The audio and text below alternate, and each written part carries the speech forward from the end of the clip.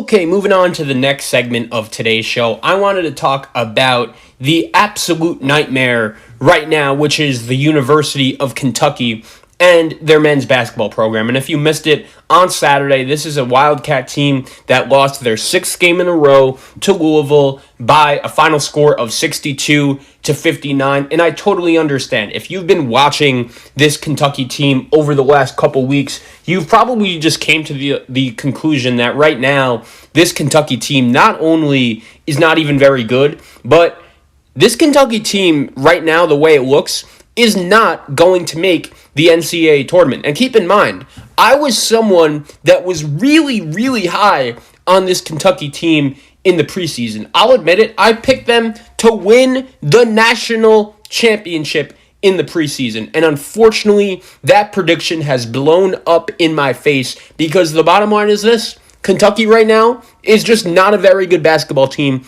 and that's being generous. On Saturday, Kentucky goes out there and loses to Louisville by a final score of 62-59. And when you look at it from a one-game perspective, I understand you're going to say to yourself, oh, Kentucky just lost 62-59 to Louisville on the road. Louisville is a top 25-ish team.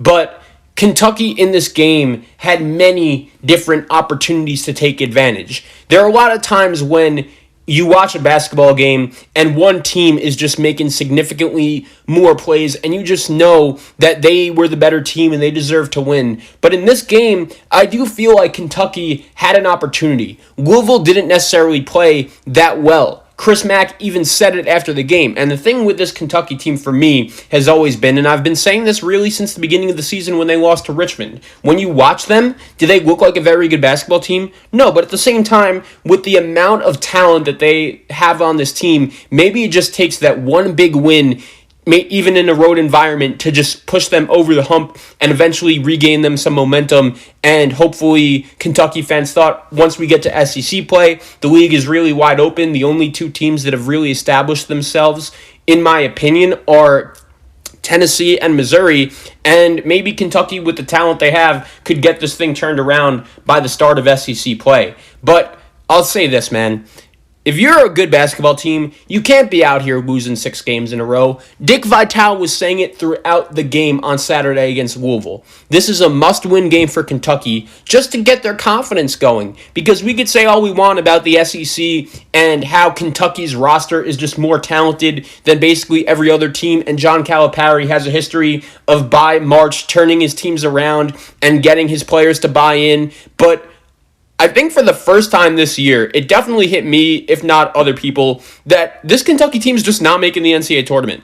This Kentucky team is not a very good basketball team right now, and especially when you consider the fact that this year, in terms of the March Madness selection process, that it's going to be very difficult for the committee to differentiate teams and their resume, considering the short schedule, considering that during non-conference play, that is usually a big factor in terms of how the committee separates teams on the bubble from off the bubble. And it's not like Kentucky has any big-time marquee quality non-conference wins. Even if Kentucky finishes 13-5 or 14-4 in the SEC, are we sure that this is going to be an NCAA tournament team right now? Probably not. They would have to win games against Tennessee. They would have to win games against Missouri to really bolster their resume. But let's not even think about that, because I don't think right now, when you look at Kentucky, we could expect them to beat anyone going forward. If you can't beat Notre Dame, if you can't beat Georgia Tech, I'm not necessarily sure how you could expect to consistently win games, even in a conference as wide open as the SEC is. But if you're a Kentucky fan, I think this has to be the most frustrating part of this whole team, is that going into the season, I really did feel like one of the reasons why I was so high on Kentucky was because their big three, I thought, had a lot of star power. I thought that their big three could really be the reason why they just win and out-execute and outscore so many other teams across college basketball, because they're just super talented. We all know their names. BJ Boston, this kid is a former top 10 recruit. A lot of NBA scouts were very high on him going into the season. I predicted him to be one of the 10 best players in college basketball. He has been awful so far this season. He didn't contribute at all against Louisville. Louisville. Terrence Clark, I totally understand that the word on him was that he's a guy that even though he was a very highly ranked recruit, his best basketball people expected to come while he's in the NBA in 7 to 8 years, as opposed to him in a Kentucky uniform. But honestly, watching him against Louisville, he shouldn't have even been on the court. He didn't contribute at all. He just took so many crappy shots, and he really ruined, I thought, any offensive flow that Kentucky had in this game. And then here's the even crazier one. Olivier Sarr. This is a guy that many people, including myself, really hyped up in the preseason and expected him to be one of the best players in college basketball. This is a guy that at Wake Forest, especially towards the back end of last year, put up some really good numbers. He had over 20 points against Duke, over 20 points against Notre Dame, over 20 points in the ACC tournament against Pitt, which ended up being Wake Forest's last game of the season. We all know what happened there. There's a coaching change, and Olivier Sarr decides to come to Kentucky. And I remember when I first got the update that he was pronounced eligible, I thought, okay, this Kentucky team is in business. They have this guy from Wake Forest that's super experienced to go along with all of the freshmen. They also brought in Davion Mintz, the transfer from Creighton, as an experienced guy. Other freshmen like Lance Ware and Devin Askew, I thought to myself, okay, this Kentucky team has a very good mix of veteran talent and young talent, and with a coach like John Calipari, they should hopefully be able to get the job done and be one of the better teams in college basketball. But it is just crazy that guys like Davion Mintz, a transfer from Creighton, who, let's be honest, really the main reason why he decided to transfer from Creighton was just simply the fact that he was going to be the sixth man or the seventh man off the bench, and he thought he could get himself a better opportunity and really be that one of the veteran leaders at Kentucky. And the crazy thing is, most Wildcat fans expected Mintz to be a role player, and he's really been Kentucky's best player. He had 19 points in the game against Louisville, and to be honest, he was really their only offensive threat from three-point land during that game. Devin Askew is a kid that I've been very hard on, especially in the beginning of the season. He was awful against Georgia Tech, didn't really look playable against Kansas, but at least in the first half of this game against Louisville, I'll give the kid some props. He really did come to play, played well, hit a three, and really had the offense under control, but I don't think Askew is a guy, when you consider the fact that he reclassified and he's a freshman starting point guard, it's always hard to have that high of expectations for a kid in that position, but I think he played all right against Louisville. I think Isaiah Jackson even gave Kentucky a spark. He's been really Kentucky's most impressive player throughout the season. That block he had against Louisville, taking it back for the dunk on the other end, that was phenomenal. So that's the frustrating thing if you're a Kentucky fan. You're getting contributions from guys that you didn't necessarily expect to get from. Also, Jacob Toppin, how could I forget him? This is a kid, the younger brother of the Knicks' Obi Toppin, who transferred in from the University of Rhode Island, and I remember when he announced he was transferring, it was an announcement that I didn't really think much of. If he couldn't necessarily make that big of an impact at Rhode Island, how could he at Kentucky, especially on this team? And that is why in the preseason, the word out there was that John Calipari was actually really considering redshirting him, but he couldn't because Toppin has been one of the main contributors on this team. He had 10-6 against Louisville. So if you're a Kentucky fan, that's the real frustrating thing, is that guys that you didn't necessarily expect to contribute right away are. But the problem is Olivier Sarr, BJ Boston, and Terrence Clark just flat out are not getting the job done.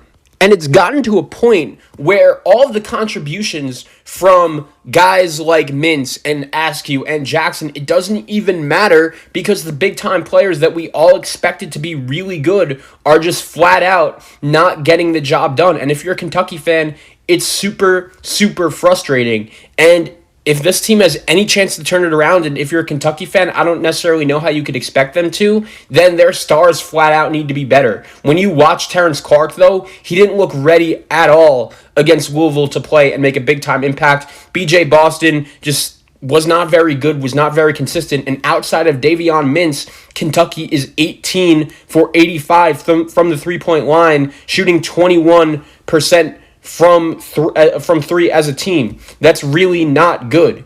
And Even a guy like Dante Allen, I think he could have been a guy that Kentucky could have used in this game, and maybe he could have helped them out, especially from their three-point shooting woes, but Calipari decided not to play him. And here's the crazy thing about this Kentucky team.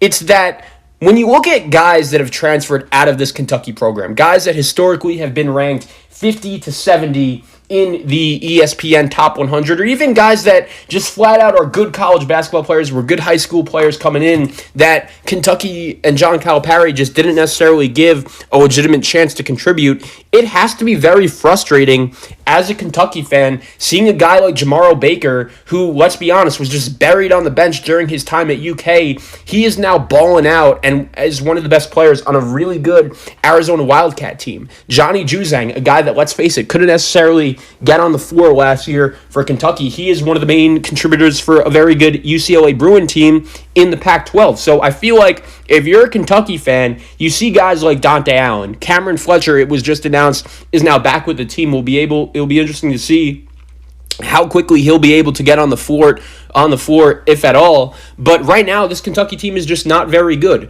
Olivier Sarr has not been very good. He's been disappointing, and it's crazy because as bad as this Kentucky team has been, they are 2 Olivier Sarr jumpers away from being 3-4 opposed to 1-6.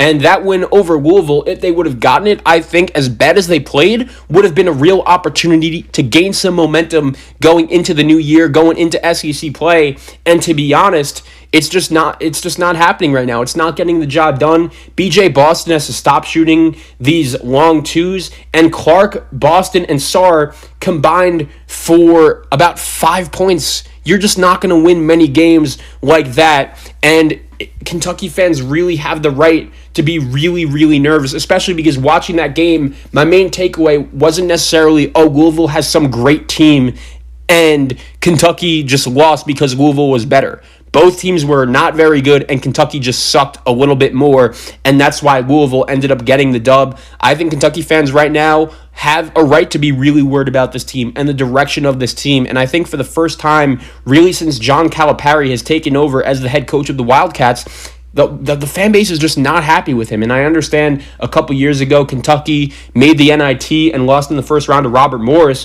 but I think that team was giving a better effort than this one, especially from their players at the top that they really expected to contribute. So we'll see what John Calipari and the rest of the team has going forward for them. SEC play is not too far away, but if Kentucky can't beat Georgia Tech, if Kentucky can't beat Notre Dame at home, I just have a hard time thinking that right now they're going to be able to turn this thing around. When you look at the remaining Kentucky Wildcats basketball schedule, there are really no gimmies, especially when you consider the way they've been playing as of late. At Mississippi State, home against Vanderbilt, at Florida, home Bama. That is their first 4 games to start off SEC play. And as much as you want to say, okay, go 2-2, especially with some tough road games, I just don't think that Kentucky going 2-2 is going to help them necessarily at all. They really, I think, may have to win the SEC if they want an NCAA tournament bid. And the way this team is playing as of late, I just don't think it's realistic to expect that.